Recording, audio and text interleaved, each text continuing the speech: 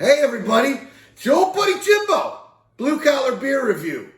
One beer, one take. All for y'all.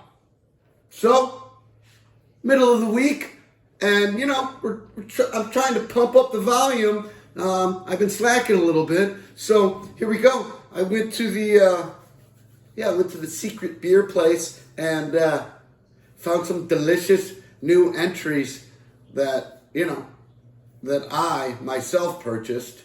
So I'm already excited. I already am. Okay, so let's just get into it because I'm super thirsty and it's been a long day.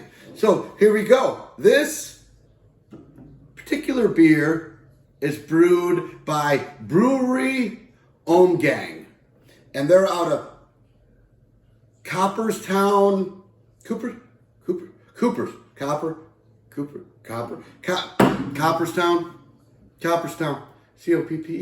Coppers? That wouldn't be Coopers, that would be Cooperstown, New York! So, it's probably a wonderful place there. I've never been there. I didn't even know it existed. But we're about to find out. This particular beer is called the Three Philosophers. Right? And I like to think of us as beer philosophers, so I think it all goes together. I really do. And this particular beer it's kind of a blend. It's a blend of a Belgian quadruple style and an authentic Belgian Krek. And it's supposedly got a multi-depth, a gentle sweetness to it, and it's supposed to be nicely carbonated or carbonated, something like that. And it's supposed to have some hint of sweet cherries in it, but they're supposed to be subtle. So it's kind of a cool sound of beer. I love the Belgian quadruples. It's dependent on where you're from, and I think it's a regional thing how you say that. I'm gonna say it quadruple. What do you think? Quadruple, something like that. I really like those. So, and the Kreks are awesome too. So a blend of it made here in America. That's a tall order. I'm not sure they can pull this off.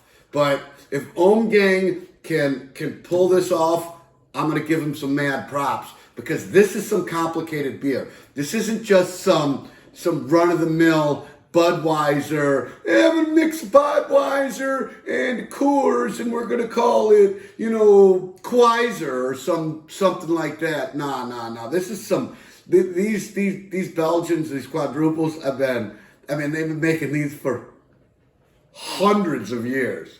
And the Kreks, they're super complicated also. So there's some finesse that went into this beer, hopefully. All right. So it's 1 pint. It's not a huge beer, middle of the week. We don't want to go too heavy. So it's a good size, perfect size. I like the pint. I like the pint size during the week. And the ABV, it's a decent one, because, your old buddy Jimbo, he picked it out personally. So it's a 9.7. 9.7 on the Richter scale. So that's a perfect, under 10 is perfect for a weekday, especially if you got to get up for work. And we're not drinking a bunch of them, so this is acceptable.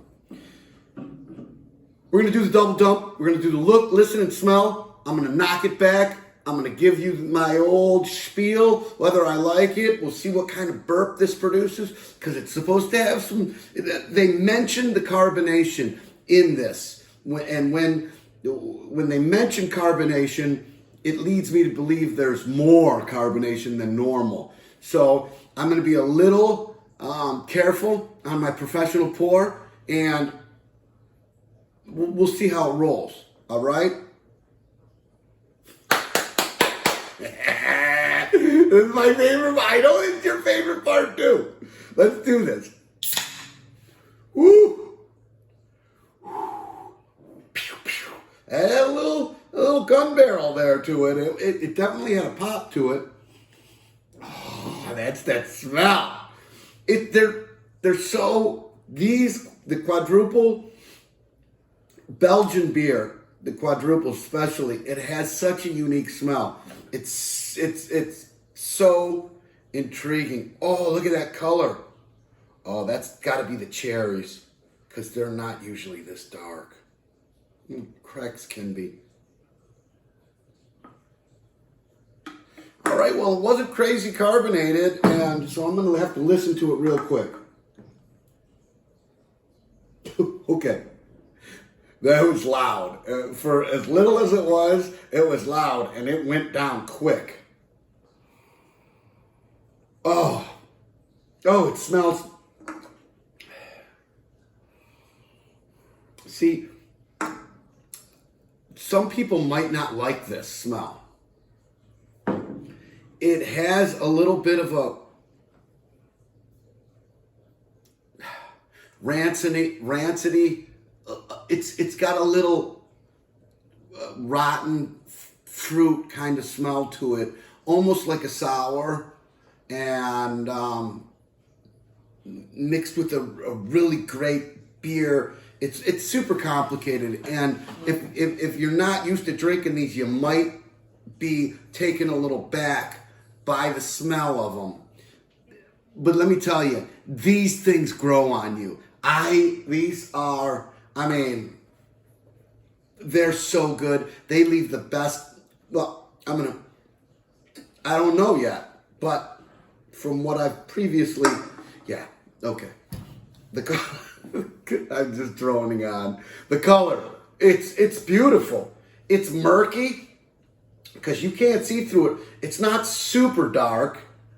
It has a maple syrup type kind of look to it, but you can still, up at the top of it, you can still see through it a little bit, but as you go deeper and it gets more condensed into the glass, you can see it's darker. So I'm super excited about it. So let's do it. Proust.